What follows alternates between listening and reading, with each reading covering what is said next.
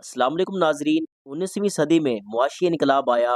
اس سے دو طبقے پیدا ہوئے، ایک سرمایہ دارانہ اور دوسرا مزدور طبقہ۔ سرمایہ دار فیکٹریاں قائم کر کے ان میں کام کرنے والے ورکرز کا استحصال کرنے لگے۔ فیکٹریوں میں کام کرنے والے تھے تو انسان، لیکن ان سے کام جانوروں والا لیا جاتا۔ 18 گھنٹے کام کرنے کے بعد اجرت اتنی کم تھی کہ مزدور اپنے گھر والوں کا پیٹ مشکل سے پالتا تھا۔ ہفتہ وار چھٹی کا کوئی تصور نہیں تھا۔ اگر کوئی مزدور زخمی ہوتا تو اس کو اپنے خرچے پر ہی علاج کرانا پڑتا، اور اوپر سے پیسے والے بابو کہتے کہ مشینری چلنے اور کام کرنے کے دوران چھوٹے چھوٹے حادثات تو ہوتے رہتے ہیں۔ ورکرز کے تحفظ نام کی کوئی چیز نہیں تھی۔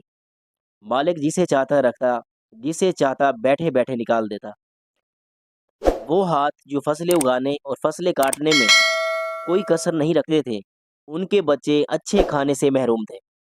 وہ ہاتھ جو فیکٹریوں میں لاکھوں گز کپڑا بناتے تھے، ان کی عورتیں عمدہ لباس کو ترستی تھیں۔ اس ظلم کے خلاف روس اور امریکہ کے ورکرز نے آواز بلند کی، مگر اس تحریک کو پوری قوت اور بے دردی کے ساتھ کچل دیا گیا۔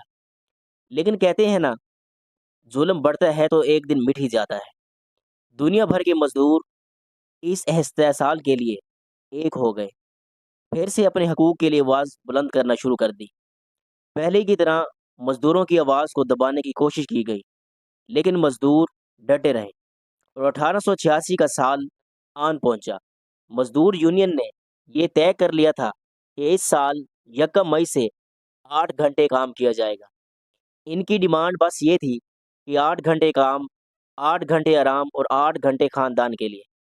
جب اس مطالبے کو منظوری نہ ملی تو دنیا بھر سے مزدور امریکی شہر شیکاگو میں اکٹھے ہوئے۔ 18 گھنٹے کام کرنے والے مزدوروں کا 8 گھنٹے کام کرنے کا نعرہ بہت مقبول ہوا۔ مختلف ملکوں سے 2.5 لاکھ مزدور اس تحریک میں شامل ہونے کے لیے اکٹھے ہو چکے تھے۔ مزدوروں کی دی گئی ڈیڈ لائن 1 مئی تک تھی، لیکن تب تک بھی منظوری نہ ملی اور انہوں نے ہڑتال کر دی، اور ادھر سے جدید اسلحے سے لیس پولیس ان کو روکنے کے لیے آ کھڑی ہوئی۔ ان کو سرمایہ داروں کی طرف سے فل سپورٹ تھی، تاہم 1 مئی کو ہڑتال بہت کامیاب رہی۔ دوسرے دن بھی مزدور اور امن طریقے سے ہڑتال پر رہے، لیکن تیسرے دن پولیس نے مزدوروں پر فائرنگ کر دی اور 4 مزدور ہلاک اور بہت سے زخمی ہوئے۔ اس ظلم کے خلاف مزدوروں نے چوتھے دن بھرپور احتجاج کیا، اور مقرر کی آخری تقریر پر پولیس والوں نے پھر گولیاں برسا دی، جس سے درجنوں مزدور ہلاک اور بہت سے مزدور زخمی ہوئے۔ پولیس نے الزام لگایا کہ مزدوروں کی جانب سے ایک گرنیڈ پھینکا گیا تھا۔ فائرنگ کے دوران ایک مزدور نے خون سے بھری شرٹ لہرا دی، جس کی وجہ سے مزدور تحریک کا جھنڈا ہمیشہ سرخ رہا۔ مزدور رہنماؤں کے گھروں پر چھاپے مارے گئے، لیکن ان میں سے 4 کو سزائے موت اور کچھ کو عمر قید کر دی گئی۔ جن 4 کو سزائے موت دی گئی، انہوں نے یہ تاریخی جملے کہے: تم ہم کو مار تو رہے ہو، لیکن ہماری آواز کو دبا نہیں سکتے۔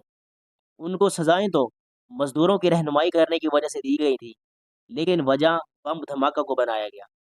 ان میں سے 2 لوگ امریکی، باقی انگلینڈ، آئرلینڈ اور جرمنی کے شہری تھے۔ ان مزدوروں کی نماز جنازہ میں کم و بیش 6 لاکھ لوگوں نے شرکت کی۔ مزدوروں کی یہ تحریک کئی جانیں تو لے گئی، لیکن آنے والے مزدوروں کے لیے شعور میں اضافہ کر گئی۔ شیکاگو کے حاکموں نے مزدوروں کے اس احتجاج کو معمولی سمجھا، مگر یہ دن تاریخ میں امر ہو گیا۔ 1889 میں باقاعدہ طور پر 1 مئی کو لیبر ڈے ڈکلیئر کیا گیا، اور مزدوروں کے لیے 8 گھنٹے کام کا تعین کیا گیا۔ ہفتہ وار چھٹی کا قانون بنایا گیا، ورکرز کو یونین اور تحفظ کا حق دیا گیا۔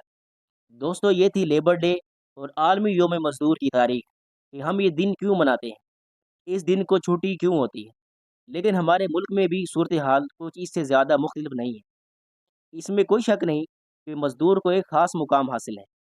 مزدور کا پسینہ خشک ہونے سے پہلے اجرت ادا کرنے کا درس ہے، لیکن آج ایک مزدور کام تو 8 گھنٹے کرتا ہے، ہفتے میں ایک چھٹی بھی دستیاب ہے، لیکن اس کے باوجود وہ مہنگائی کا مقابلہ کرنے کی سخت نہیں رکھتا۔ سارا دن پسینے بہانے کے باوجود وہ 2 وقت کی روٹی تو کما لیتا ہے، لیکن اپنی خواہشات پوری نہیں کر سکتا۔ ضرورت اس امر کی ہے کہ لیبر قوانین کا احترام کیا جائے اور ان کو عزت دی جائے۔ Subscribe now and press the bell icon. Never miss an update.